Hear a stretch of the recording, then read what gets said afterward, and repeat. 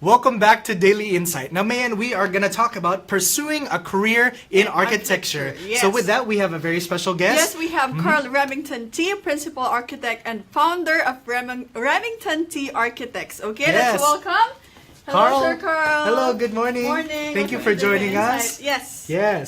Okay. So a lot of our viewers want to know, what is Remington T Architects? Remington T Architects is a architectural design studio.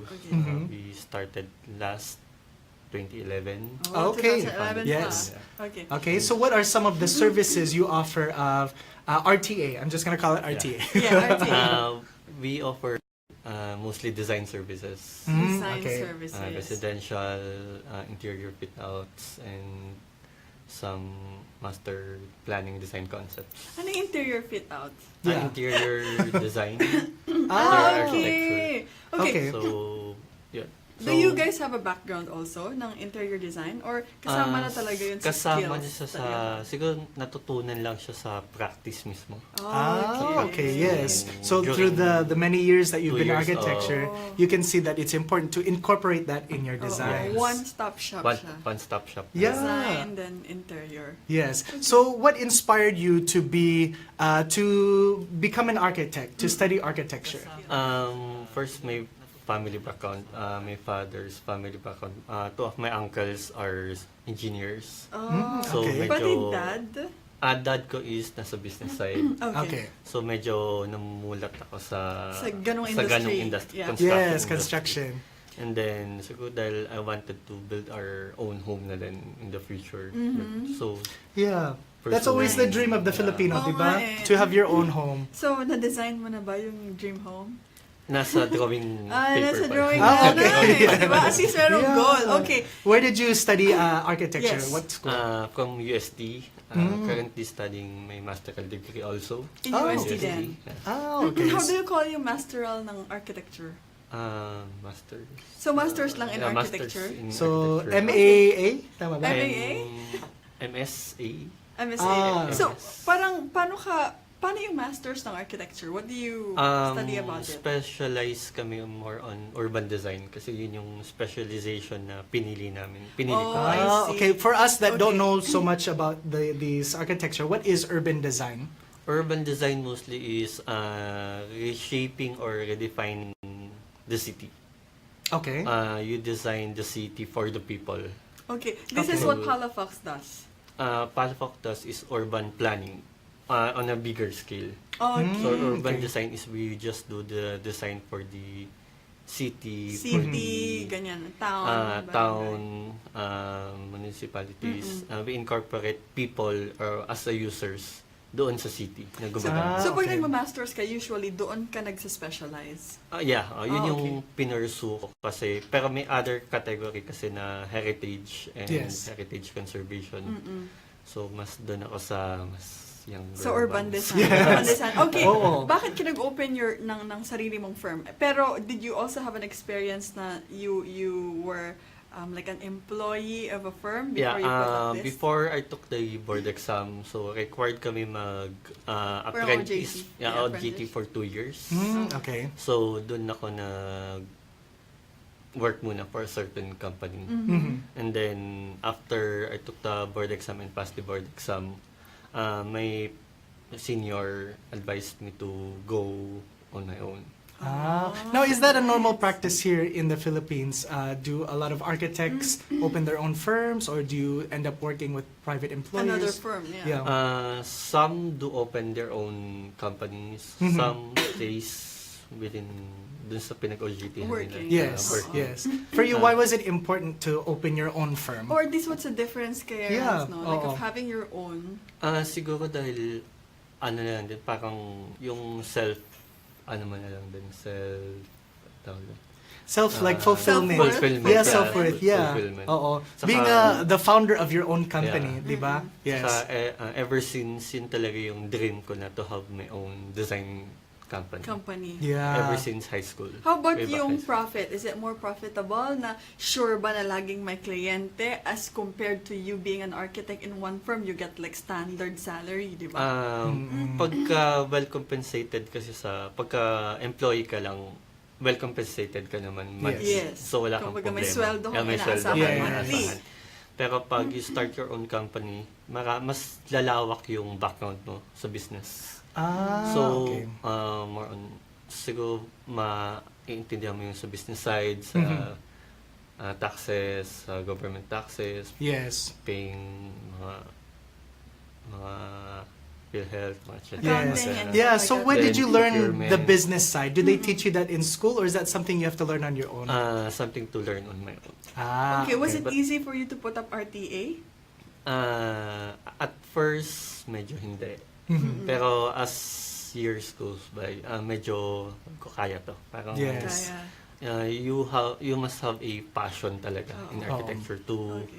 to build your own Nice. design firm. Yes. Randy, I'm curious kung paano niya nakuha yung first client niya. Kasi Oh, di ba yeah. nag-put up siya ng sarili siya. We will find out sa next segment of Daily today's Insight.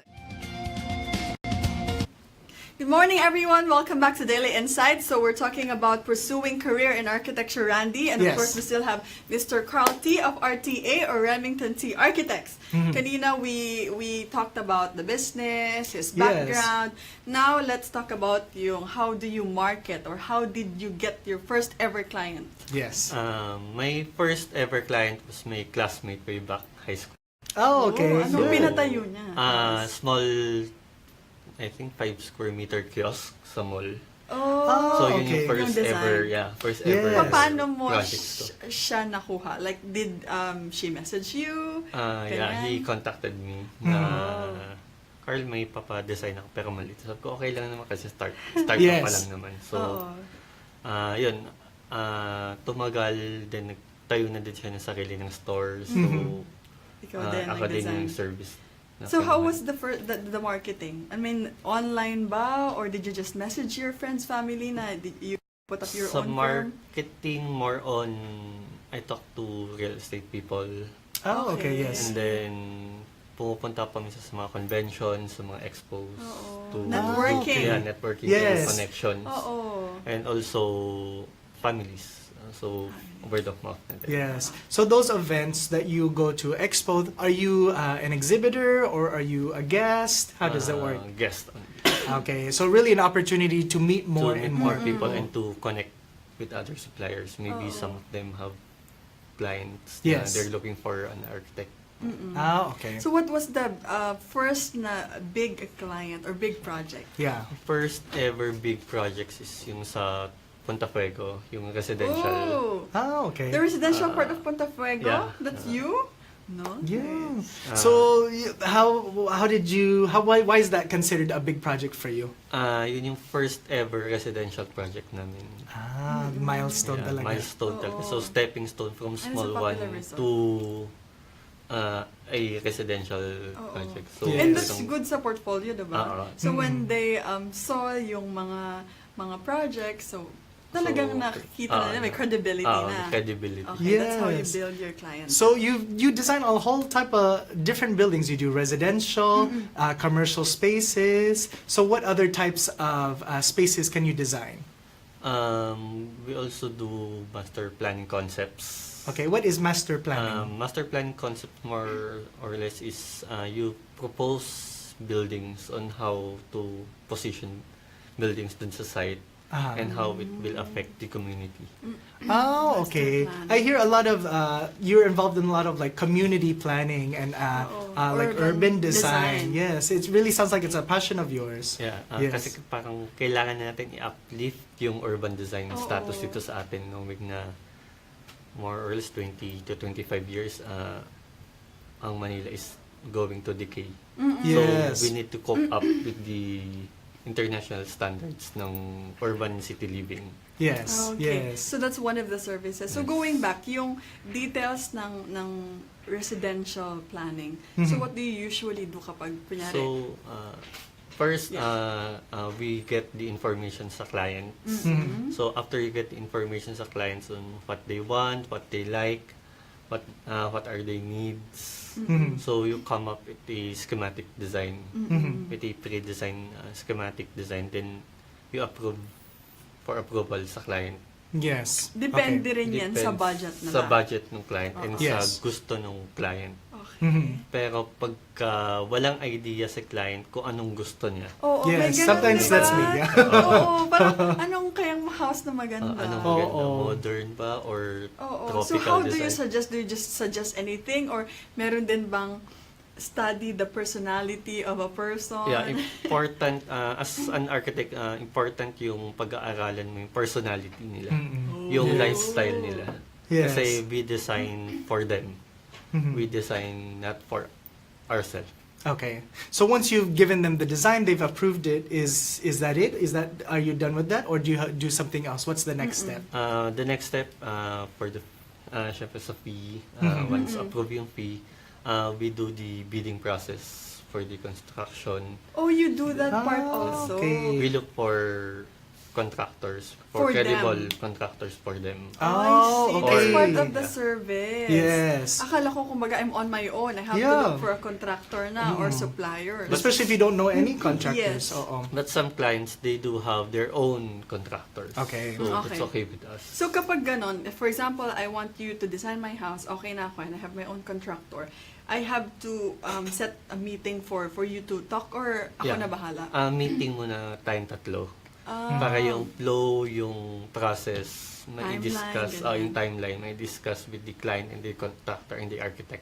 Mm, So para okay. pagdating sa job site, maiwasan yung problems. Yes. Okay. Are you involved hanggang matapos Yes, yung hanggang- house or yung project? Hanggang matapos yung house, pati pagbili ng mga maliliit na furniture. Oh, really? So that's all part of the services of Services, RTA. yeah. Well, that's good knowing that it's all really one-stop shop. Included everything, yes. Especially throughout the whole process. A lot of clients, I know they always change their mind with designs. Yeah. It's always normal to have change orders, things like that. Oo nga, tapos Yes. parang pag kunyari na build na yung isang part of the house and then all of a sudden I change my mind. Do you entertain that? Yes, kailangan namin entertain and we do try to incorporate as much as possible Really? their ideas dun sa concepts namin. I see. Yes.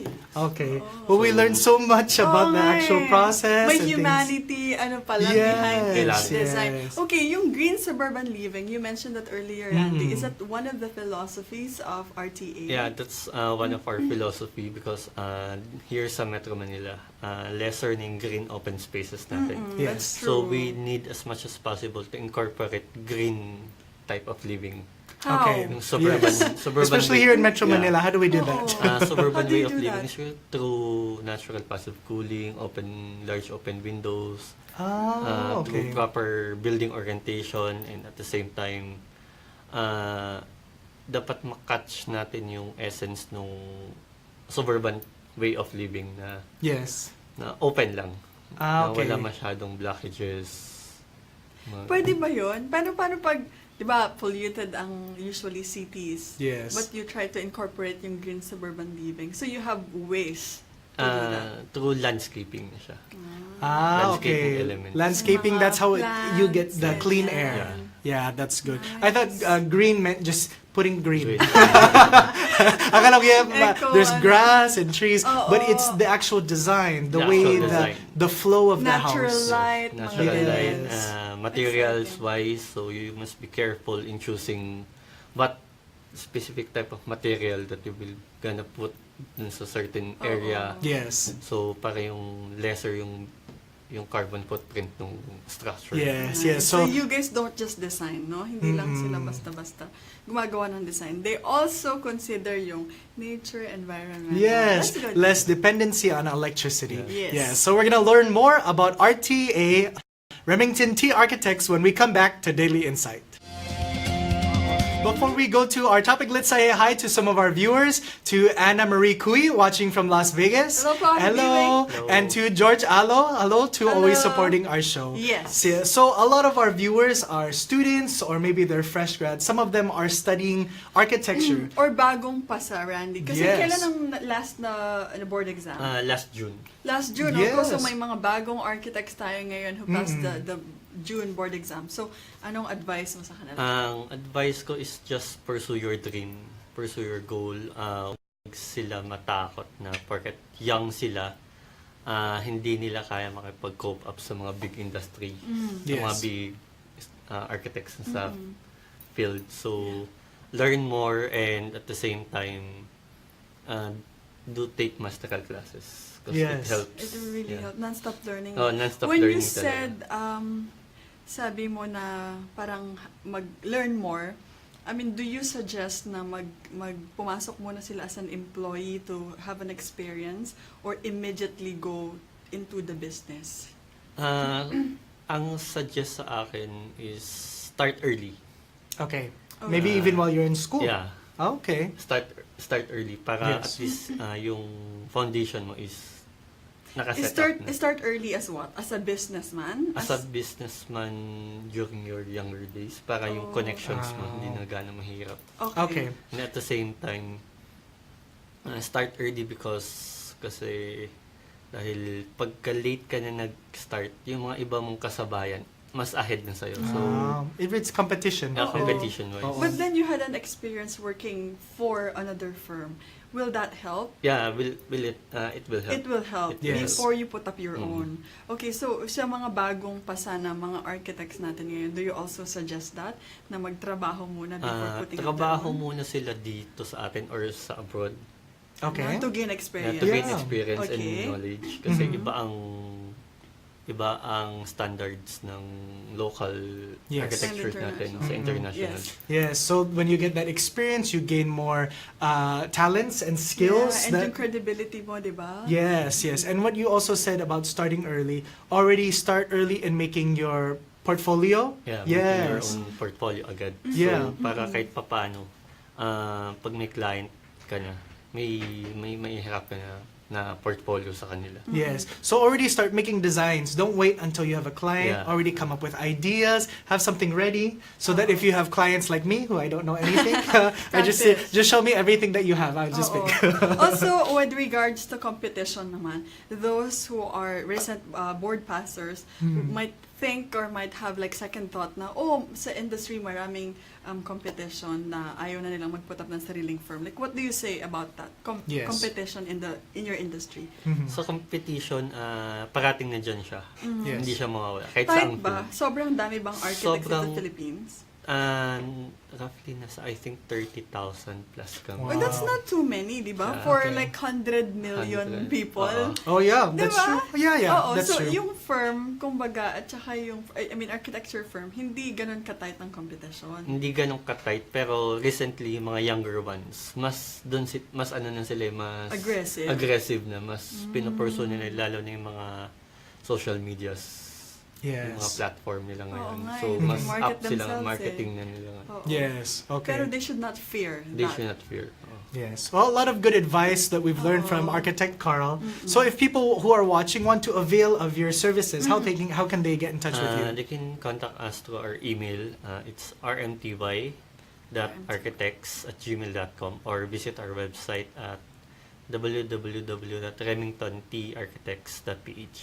Ayun. Okay. Okay. May Facebook page. Facebook page, Wala. Remington T Architects. Okay, meron. Yes. Alright. Okay. So if you want to know more about RTA or if you want to avail of your services, you have all of that information. Or baka merong mga gustong mag-put up ng business nila or may Yeah. architecture firm pwedeng humingi ng advice kay Yeah, Carl. Okay lang yun? Entertain mo Sure. sila. Okay. Yeah, yeah. Well, we thank you so much, Carl, that Yeah, you've joined us to learned a share with lot. your Yes, thank you insights. so much. Thank you. We'd all like to thank our sponsors. To the Arena Weekend Market, join us every Saturday and Sunday for fitness and fun. And Sister Danilyn of the Ria Clothing, maraming salamat. Yes. So these are mornings filled with meaningful business talk. Giving you useful advice on how to win a career. I am Randy Bernardino. I am May Ann Manzano, and this is Daily Insight. Thank you, Carl. Carl. Thank you so much.